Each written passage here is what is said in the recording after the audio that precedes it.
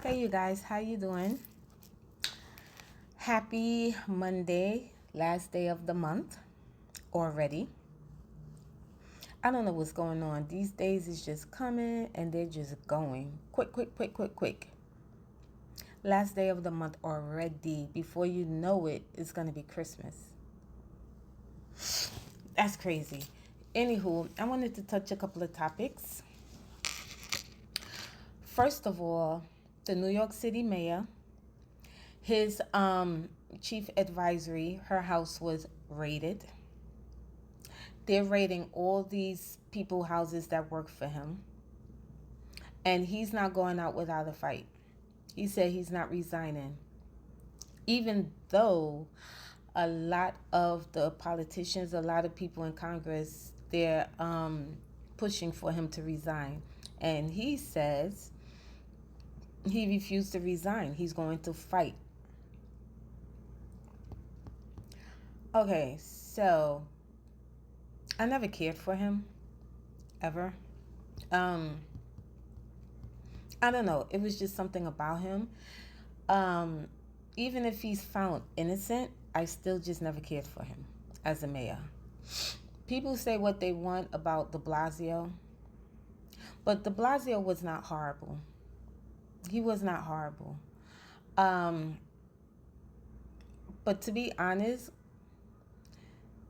Cuomo needs to come back in. Like, I know he was our governor and everything, but he needs to come back as mayor or governor or something. And if he was to ever run for that, I would be one of the first ones there voting for him. I'm sorry. That's going to forever be my governor. Sorry. People said things about him and stuff like that, especially with the nursing home or whatever. I don't know, like, when you compare that to all these other things, like, to be honest, like, no one is good. I'm not excusing it or anything, but when the pandemic came, everybody was, you know, confused. Nobody was in the know. It was a big thing that happened. So I don't know. But like I said, Governor Cuomo, because he's still my governor, Governor Cuomo, yeah, he needs to run for something. Anywho, um, so now they're selling Diddy tapes. People always find a way to make money. They're selling Diddy tapes, and they're saying the tape is showing one person that has a higher status than Diddy that's in the tape, in the video tape. You know, there's a lot of freaks out there. There's a lot of people doing all kind of things and stuff like that. You'll never know. It should be behind closed doors until somebody get mad, and then the shit gonna come out, and then you're like, oh shit, I didn't know you was doing stuff like that. Right. But remember, what's in the dark, it always comes out to light. On another note, there was a couple in Arkansas that wanted to trade their baby for some beer and some cash. Now, just the thought of that is like, what is wrong with you? Why would you even, why would that even be a thought? You don't want the baby. You cannot take care of the baby. Bring the baby to a hospital. Bring the baby to a church. You could even bring the baby to a police station. They will know what to do with the baby. But you're trying to sell your baby, trade your baby for beer and cash.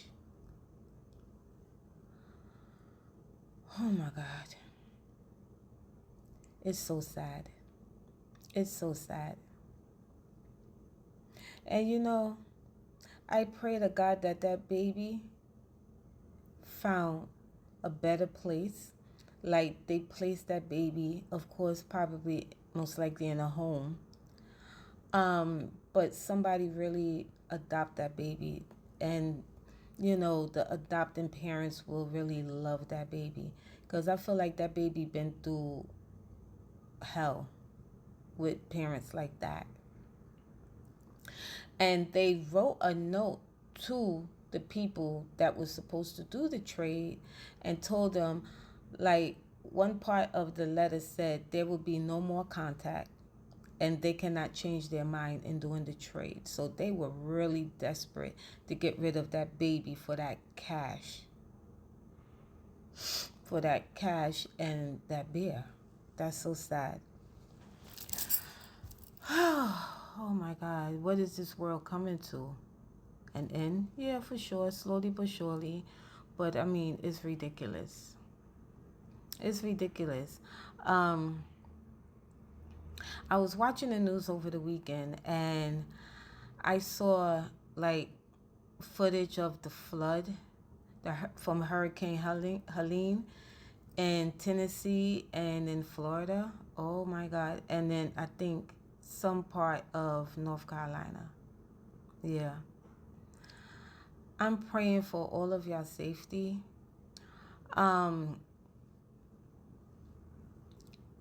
It was devastating footage. Like for me, especially for a person that don't know how to swim. Yes, I don't know how to swim. I really need to take swimming lessons. To see all that water out, oh my God, I don't know. I would probably like really panic.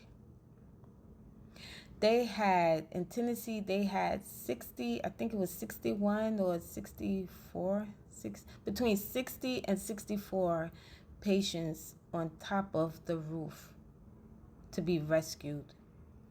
They had a barrier up against the hospital to block the water from going into the hospital. That was really good, and they had the rescue helicopters come in and get the patients off of the roof and take them somewhere else.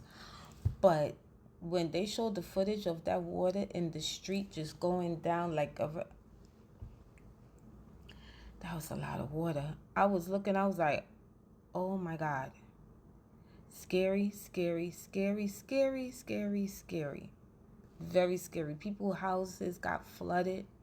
People lost their house. Like the total house gone. That's some scary shit. Like, I give it to them because I don't know how I would cope. Like, I'm very sensitive, so I don't know how I would even cope with something like that. Oh my goodness. And then one lady, she said like this is like their second time building because the other hurricane destroyed their house, so they built it up and their house is destroyed again. So they have to get it fixed, do some rebuilding again. I'm not living nowhere next to no water or nothing like that. I'm sorry, because I think ahead. I be thinking of disaster. I be thinking of, God forbid, something happens where it's like the water, like the hurricane, all those storms, all those things like that, and the water get in the house, the water destroy, the winds and this and I think ahead. Yeah, I'm not. But I'm praying for them, and I pray that they, recover and God give them the strength to go through this situation and to know and to cope, to cope and to handle putting back, their family and stuff like that, because it's very devastating, especially for kids, little kids, to see this. You try to keep it away from them. That's the best thing. But these kids are so smart nowadays. They see, So anyway, I'm going to go. You guys take care. Enjoy the rest of your day. Bye.